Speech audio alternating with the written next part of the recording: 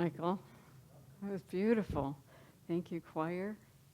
Thank you, all of you, for being here this morning and singing that beautiful song, O Little Town of Bethlehem, with us. I don't know about you, but it kind of took me back. Anybody else? I was in choir when I was in Catholic school, and I was required to be in the choir. And I recall doing something that got me thrown out of the choir.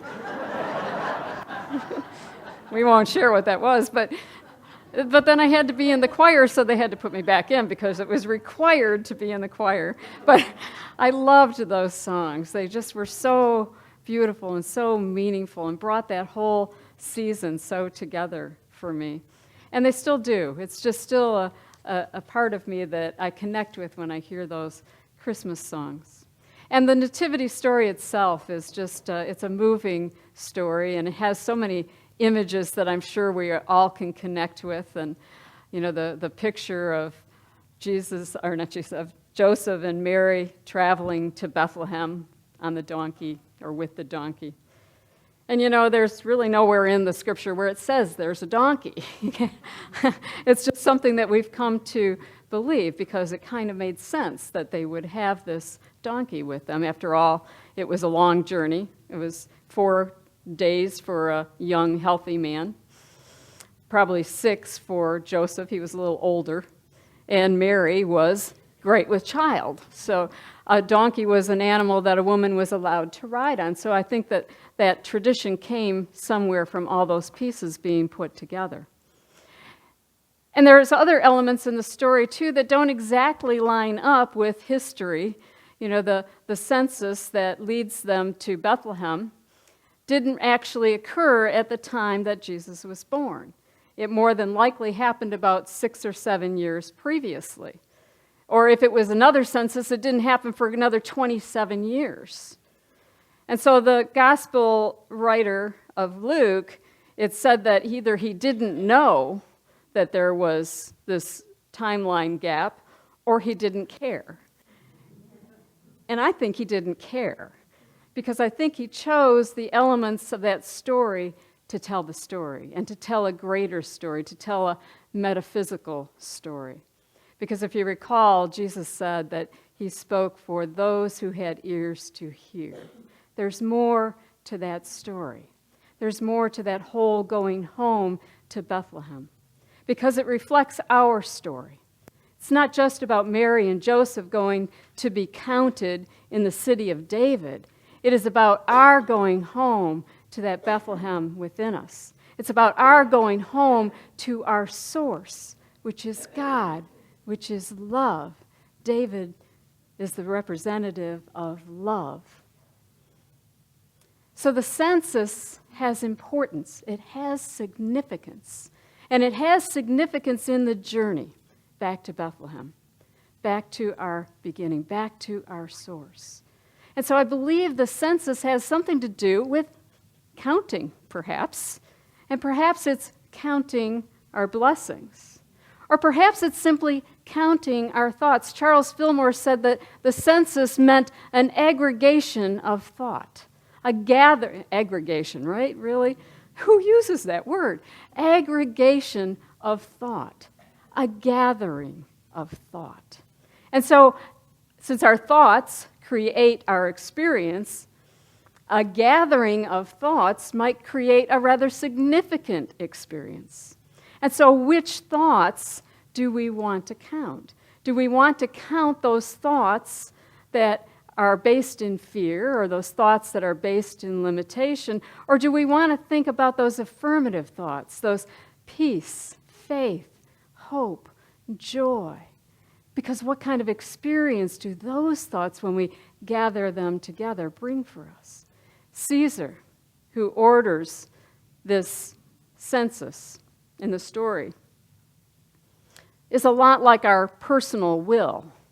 That personal will that chooses to have dominion through the intellect. That gathering of thoughts that are worldly thoughts, that gathering of thoughts that perhaps takes us further and further away from that centered place within us. Charles Fillmore says that Caesar represents the worship of the will ruling in selfishness and directed by human reason. When one is in this state of consciousness, the intellect is his God. He proclaims self as the rightful ruler of the entire being instead of denying self, little self, and acknowledging God, acknowledging divine mind as the source and authority of all. All of life is a journey from the mind of God and back again. All of life is this journey. And there are no wrong turns. There are simply experiences, things to take note of, things to pay attention to. When I was young, you think about this journey, this 6-day journey. That was a pretty big deal. They had to take some preparation.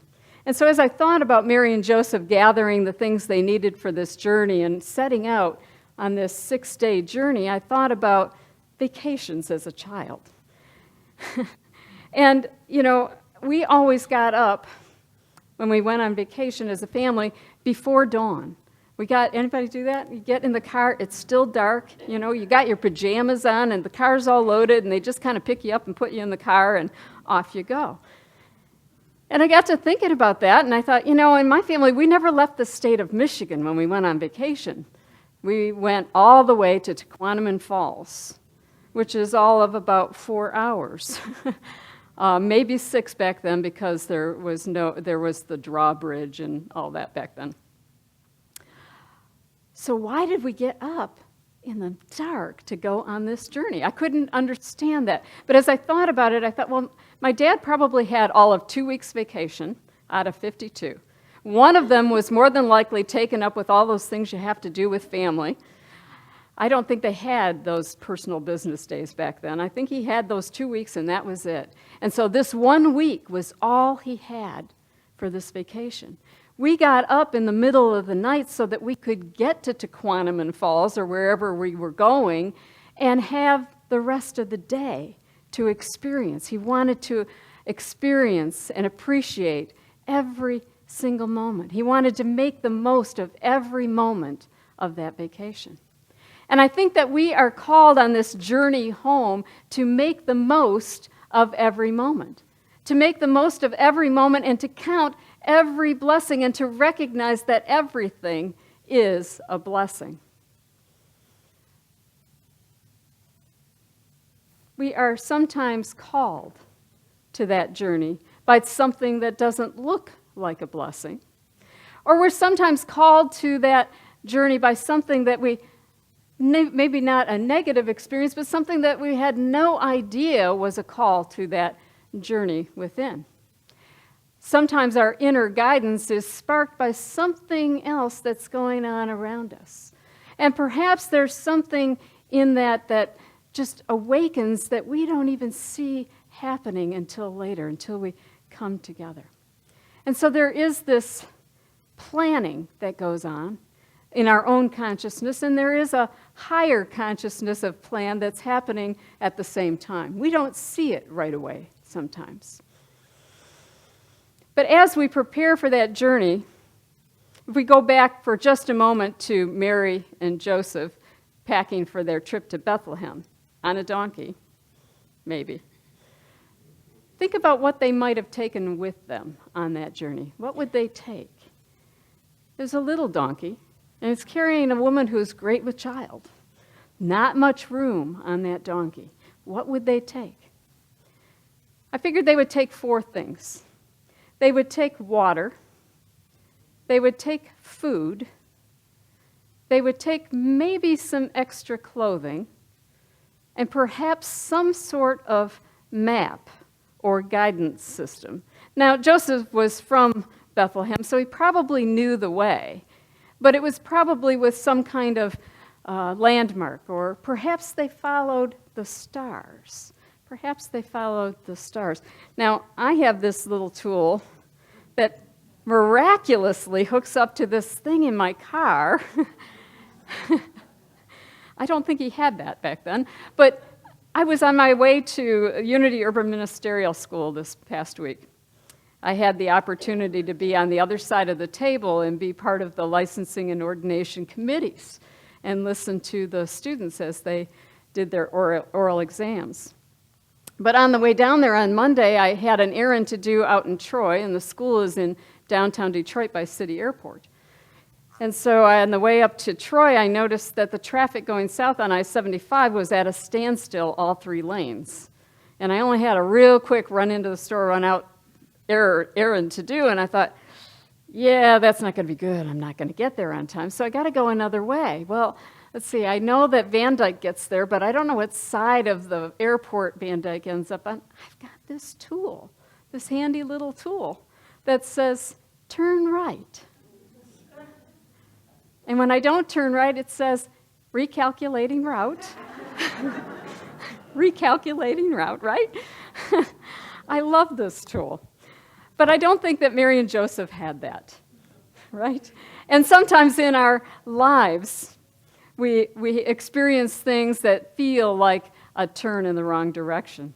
Or we experience something that feels like the traffic is stopped in all 3 lanes and nothing is occurring. And yet, we really do have an inner guidance system. So when we talk about our personal journey home, we want to pack some things. We want to pack water, and that water is that nourishment. It is those things that sustain us, those thoughts of joy, those thoughts of peace, those things that enrich us, because those are the thoughts we want to gather that bring us into that experience of spirit. We want to pack food, and the food we want to pack is not bread. The food we want to pack is truth, remembering who we truly are. And so we want to pack water, we want to pack food, we want to pack our inner guidance system, and we want to pack some clothing. Now, what is clothing? Metaphysically, clothing is that which we wear, that presence that we wear, that beingness that we wear. Not what we do, but what we are being. We know that along the way to Bethlehem, Jesus and I just want to promote Joseph to Jesus. I don't know what it is today. But we know that Joseph and Mary have a long journey. And we know they run into a few obstacles along their path. And we also know that there are these 3 kings, there are probably more, the Magi, the wise men, who are also traveling, probably at the same time. Remember, there's something else going on, but we're not necessarily aware of. They represent those spiritual powers within us, coming together as we get to that place of spirit within us. There is always something else going on. When I had these students to listen to the other day, it was very interesting to hear their stories about not how they found the Urban Ministerial School. I like to put it the other way. How did the Urban Ministerial School find you? Because that was my experience. They found me. It's not a typical path to ministry and unity. It's an unusual path to ministry. And each of them had really interesting and unique stories about how they found their way there. And one of them, for instance, was driving along the freeway, and her car just got off. And she went, oh, well, isn't that interesting? And it was a church that she had planned on attending that morning and just dropping off a resume. She was already in school at Unity Institute. She just wanted to drop her resume to be a guest speaker while she was off for the summer. But she walked in, and the interim minister didn't show up. She said she walked in, she met the board president, handed her resume, and sat down, and then she noticed they were all getting kind of nervous. And everybody's looking at each other. Have you seen Lynn? Have you seen Lynn? And then the board president sat down next to her. And it was an interesting story. She ended up speaking that day because the 9-year interim didn't show up that day. And they hired her, and she left school. So there was something going on. That church was preparing for her all that time. Another one told us a story about how she was from Detroit. She found a spiritual group in Washington, D.C., and then she moved to Atlanta, and then she decided she wanted to go to ministerial school, and it brought her back to Detroit. And she didn't even know. She's like, where's this urban ministerial school? It's in Detroit. Oh, that's where I came from. There's always something else going on. There's this higher self that has this other plan that we are being led to. And so there's never any mistakes. There's never any wrong turns. There's always a recalculating of the route going on. The wise men were called forth by a star. And we can be called forth when we pay attention to those little things that bring us joy, those little things that click inside that say, yes, this is it. This is where I need to be. Yes, this is what I want to do. Yes, this brings me joy. Yes, this feeds me spiritually. It's Advent, and we're preparing, many of us, for this birth of the Christ. We're preparing for the holidays, whether we're preparing for Christmas or Kwanzaa or Hanukkah or whatever we might be preparing for. It is a time of preparing for something significant, something special, and the holidays are always very busy. And they should be about silver bells, but sometimes they're more about click, tock. Sometimes they're more about the ticking of the clock. Sometimes they're more about a treadmill that seems to be out of control. Am I right? Okay. We have a task list that perhaps seems a little too big. How will we ever get it all done? And so I think we have to sometimes remember to shorten that list, to find the things on that list that truly bring us joy, because it is that joy that feeds us on our journey. And even in those most difficult times, it's what can bring us home to spirit. Making most of every moment.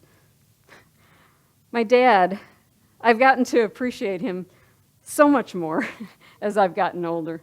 You know, the journeys and the getting up in the middle of the night. The other one that we did was the decorating of the Christmas tree. And remember tinsel? I don't see tinsel too much anymore. Okay, my dad would, carefully place the tinsel. And it looked like he just kind of, he was so good at it. It seemed so easy. And I would just pick it up and go like that. Don't throw the tinsel. You've got to put it on one at a time. I thought, oh, he's just so picky. No, he wasn't picky. He enjoyed every moment of decorating that tree. He enjoyed every moment of the tinsel. Each one was significant. Each experience in our lives is significant. Each experience in our lives is important. Each experience in our lives, whether it seems positive, whether it seems negative, whether it seems the right course, or it seems like it's time to recalculate the road, they each have significance and importance, and they all bring us home, because all of life is a journey out of the mind of God and back again. And so as we prepare for this holiday season, I invite you to truly take time to think about those things that bring you joy. To truly remember that joy, that peace, that sense of imagination, that sense of wonder.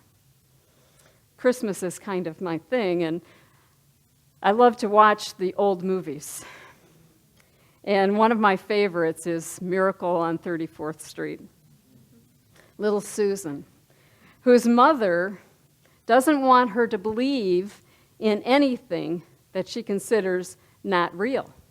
She should only believe in what is real. And so she's not supposed to believe in, that jolly guy.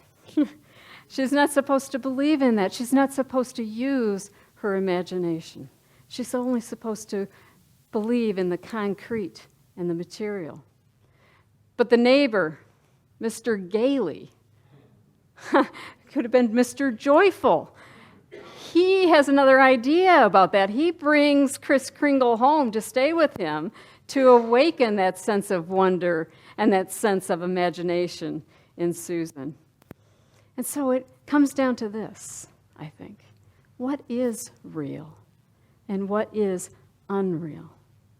There is a Hindu prayer for peace that says, "O Almighty, lead us from the unreal to the real, from darkness to light, from death to immortality. O Almighty, let there be peace, peace, peace. Lead us from the unreal to the real." So the question is, what is real? What is real? What is real is that we are spiritual beings having a human experience. What is real is that God is love. What is real is that God is abundance. What is real is that God is wholeness. What is real is the fullness of life. What is real is one power, one presence, one activity. God the good is real. What is real is our ability to choose our thoughts. What is real is our ability to rise up and have dominion over our thoughts. What is real is our ability to come home to truth, to spirit, to know our oneness in spirit, to return to love. Beingness is real. Doingness is a distraction. Let go of the lists. Let go of the tasks. Notice the small things. Look for the twinkle. Look at the Christmas lights. Notice every piece of tinsel with care. Remember the magic. Remember the stars. Gather the thoughts of peace, love, joy, and wholeness. Count the blessings of spiritual life and know that they are all blessings. And be counted. Be counted in the consciousness of love, substance, and wholeness. And make the most of every moment of every day. God bless.